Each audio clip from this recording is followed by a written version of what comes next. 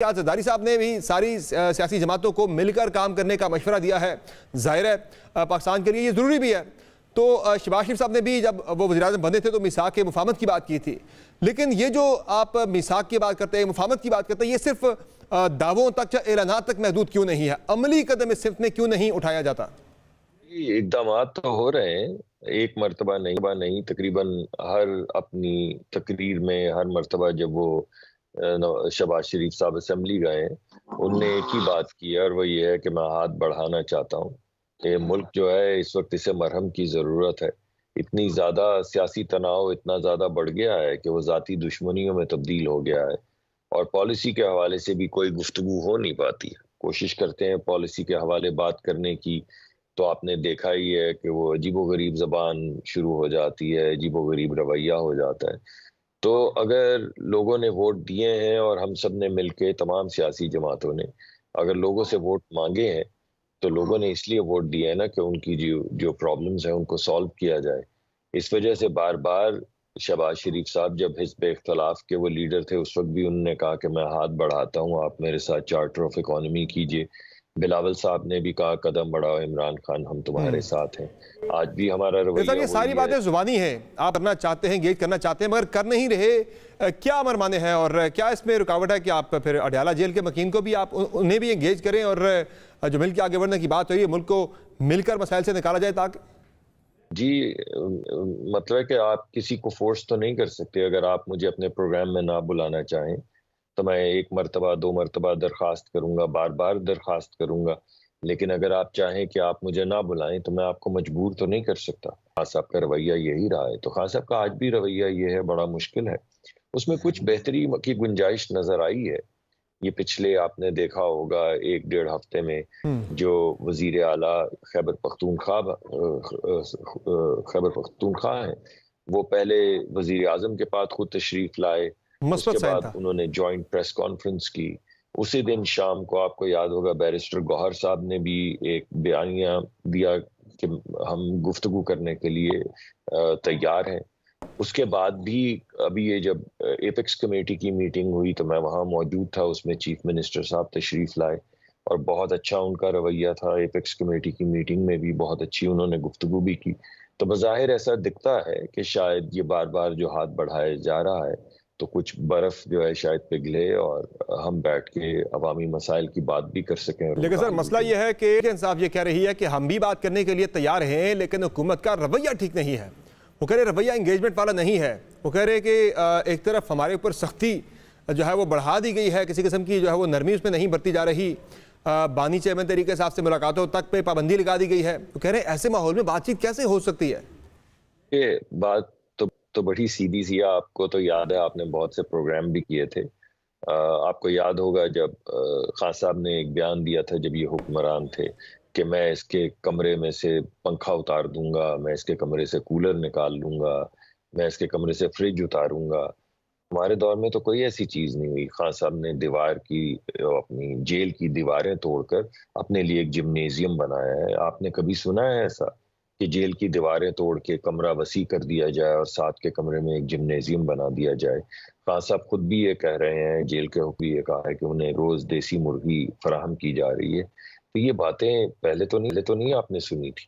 پہلے تو آپ نے یہ سنا تھا کہ کسی خاتون نے گلہ کیا کہ میرے کمرے میں، میرے باتھ روم کے اندر انہوں نے کیمرہ لگا دیا ہے وغیرہ وغیرہ جو بھی، اور وہ تو خود ہی خان صاحب کے بیانات ہیں کہ میں یہ کر دوں گا، میں وہ کر دوں گا۔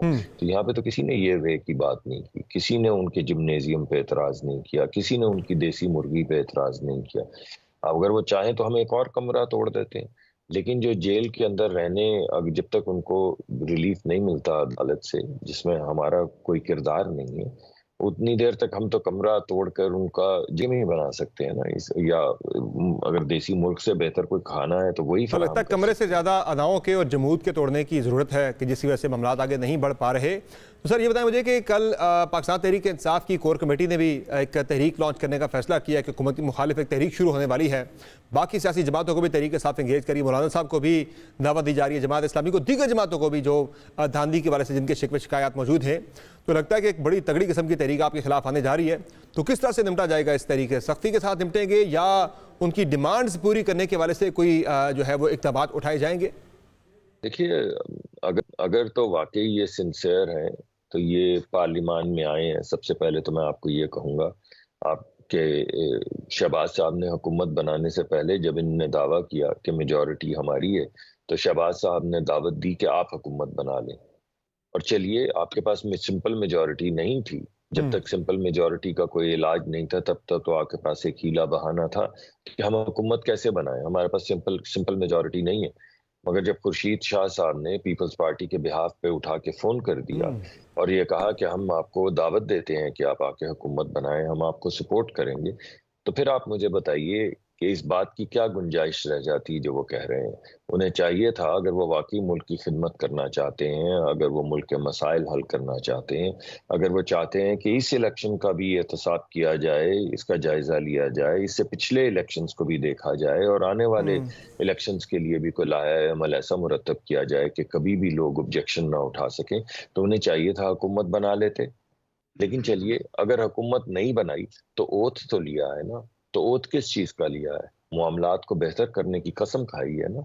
तो अगर खाई है कसम, तो आप पार्लियामान में आके बार बार ये कहा गया है कि आप आइए, बैठिए, किसी कमेटी में बैठें और वो कमेटी फैसला कर लेती है। वो कमीशन जुडिशल होना चाहिए, वो कमीशन जो है वो पार्लिमानी होना चाहिए, वो किस तरह का होना चाहिए, तहकीक किस तरह की होनी चाहिए, इस पे तो कोई भी मोतरज़ नहीं। तो ये कमीशन जो तरीके साहब आप कह रहे हैं, हमने कहा है कि जुडिशल कमीशन हो या पार्लिमानी हो, आइए बैठ के बात करते हैं, ये बाज़ाब्ता तौर पर तरीके साहब को दावत दी गई है या जस्ट तकरीर की हद तक ये बातें हुई है? कितनी मरतबा ये बात हुई है कि आप आइए, बैठिए। अगर आप बैठ के किसी कमेटी में बात करेंगे तो जहां भी कमेटी जाएगी वही फैसला होगा ना जी। तो कमेटी में कब किसने नहीं कहा कि आप आइए, बैठिए और कमेटी में बात करें, मगर वो तो बात करने को तैयार नहीं है। तो अगर वो बात करने को तैयार हैं तो पार्लियामान के अंदर ये तमाम रास्ते मौजूद हैं। और अगर आप सियासत करना चाहते हैं, जमहूरियत में बिलीव रखते हैं, तो आप आइए ना। आप किससे बात करेंगे? अब तो उन्होंने सर तहरीक लॉन्च है और 30 को पहला जलसा हो रहा है इस्लामाबाद में, फिर कराची में जो है वो 21 को एहतजाजी रैली होने जा रही है। तो इससे तहरीक से हुकूमत कैसे निपटेगी? आने दिया जाएगा अगर वो इस्लामाबाद की तरफ जाते हैं, अगर वो लॉन्ग मार्च करके, या फिर सख्ती की जाएगी, रोका जाएगा? क्या हुकूमत में आने का, जमहूरी अमल में आने का एक ही मकसद है और वो है केओस क्रिएट किया जाए, सड़कों पे आया जाए, तोड़ फोड़ की जाए? ये तो कोई तरीका नहीं। आपको याद होगा इसी तरह 2013 में एक आवाज लगी थी 35 पंक्चर्स की। फिर क्या हुआ? फिर एक कमीशन भी बना। फिर क्या हुआ? फिर खान साहब ने एक दिन एक जलसे में कह दिया, मैंने तो एक सियासी बयान दिया था 35 पंक्चर का। तो अगर उस वक्त सियासी बयान दिया था तो आज क्या दे रहे हैं? ये गैर सियासी बयान है। तो आप बात करने को तैयार नहीं, आप सड़क पे आना चाहते हैं। आप आना चाहते हैं तो आप जरूर आइए। और अगर आप कानून को अपने हाथ में नहीं लेंगे तो जमहूरी तरीकाकार के जरिए आप अपना जलसा भी कीजिए, आप अपनी तहरीक भी चलाएं। लेकिन अगर कानून को अपने हाथ में लेंगे तो फिर आप लोगों का जानो माल है, उसकी तहफ्फुज़ कौन करेगा? इससे पहले आपने देखा कोर कमांडर का घर जला दिया तो कोई रोक सका उन्हें? या अगर उन्होंने किले पे, जो फौज का किला है, वहां पे हमला कर दिया और अंदर से असला उठाने की कोशिश कर रहे, तो किसी ने रोक लिया? या अस्करी टावर जला दिया उन्होंने, तो क्या किसी ने रोक लिया उनको? तो जो लोगों की जानो माल का तहफ्फुज़ है वो तो हुकूमत को बचाना है ना। अगर सड़क पर आएंगे और जैसे कि उनकी रवायत है कि शहीदों के मुजस्मों को ठुड्डे मारो, या जो हमारे जहाज हैं जिनको लगाया गया है चौराहों पे, उन्हें आग लगा दी जाए या उन्हें तोड़ दिया जाए। अच्छा, तो इस साहब ये बताएं कि कुछ हुकूमत की पॉलिसीज है, उनकी बात भी कर लेते हैं कि ये जो मोहम्मद औरंगजेब साहब को वजीर खजाना तो लगा दिया गया, अभी उन्होंने टेक ऑफ नहीं किया बतौर वजीर खजाना, उनके पर काट दिए गए। ECC की जो सरबराही है जो वो शहबाज शरीफ साहब ने खुद ले ली है, हालांकि अमूमन ये वजीर ख़जाना के पास हुआ करती है। और इसके अलावा जो अहम कमेटी है काबीना की, निजकारी की कैबिनेट कमेटी ऑन प्राइवेटाइजेशन, वो भी इसहाक डार साहब को उसकी जो है सरबराही दे दी गई है। तो ये तो आपने इख्तियारात कम कर दिए वजीर ख़जाना साहब के, वो कैसे डिलीवर करेंगे? ये आप क्यों समझते हैं कि उनके पर काट दिए गए हैं? उनको जो दिया गया है, जो रिस्पॉन्सिबिलिटी दी गई है, वो तो वजीर खजाना की है। ایسا تو نہیں کیا گیا کہ وزیر خزانہ کے اوپر ایک وزیر خزانہ بنا دیا ہے. اگر اکنامک افیئر یہ جو ای سی سی ہے اس کی ٹریڈیشنلی جو اس کے چیئر پرسن ہے وہ پرائم منسٹر خود ہوتے ہیں. اگر پرائم منسٹر اس کو ڈیلیگیٹ نہ کریں، کیونکہ ملک کو چلانا تو وزیر اعظم کا کام ہوتا ہے، جس میں پھر وزیر خزانہ بھی بیٹھتے ہیں، اس میں دیگر لوگ بھی بیٹھتے ہیں. اکثر اوقات ایسے ہوا ہے کہ اگر کسی کو بہت پرانا حکومت سازی کا ہو تجربہ، لیکن مصدق صاحب بات یہ ہے کہ یہ جو معاملہ ہے ای سی سی کا، وہ تو عموماً جو ہے وزیر خزانہ کو ہی دی جاتی ہے بہتر فنکشننگ کے لیے، بہتر کوارڈینیشن کے لیے. لیکن اس مرتبہ شہباز صاحب نے خود رکھی. اس کی وجہ کیا یہ تو نہیں ہے کہ اسحاق ڈار صاحب جو ہے وہ آنا چاہ رہے تھے ای سی سی کے چیئرمین، اور پھر شہباز صاحب نے ان پہ فیصلہ کیا بھائی ٹھیک ہے، نہ اورنگزیب صاحب کی نہ اسحاق ڈار صاحب کی یہ کمیٹی کی چیئرمین شپ میں اپنے پاس ہی رکھ لیتا ہوں؟ نہیں، اگر ایسی بات ہو تو ڈار صاحب کو دے دیتے. اورنگزیب صاحب تو ابھی آئے ہیں، پہلی مرتبہ وزیر بنے ہیں. اگر ان کو کہا جائے کہ ہم چاہتے ہیں کہ کسی بھی ایک کمیٹی کی وزارت کسی بھی سینئر وزیر کو دے دی جائے جو پہلے حکومت سازی کے عمل میں 20-25 سال سے شامل رہے ہیں، تو میرے خیال میں تو اورنگزیب صاحب سے بہترین شخص جو ہے وہ آپ کو بہت مشکل سے ملیں گے یہ وزیر خزانہ کی سیٹ کے لیے. اور وہ بہت نفیس آدمی ہے. اگر آپ کو یقین نہ آئے تو آپ خود انٹرویو کر لیجئے، اور جو سوالات آپ مجھ سے پوچھ رہے ہیں آپ ان سے پوچھ لیجئے، اور آپ کو ان سے بھی یہی جواب ملیں گے.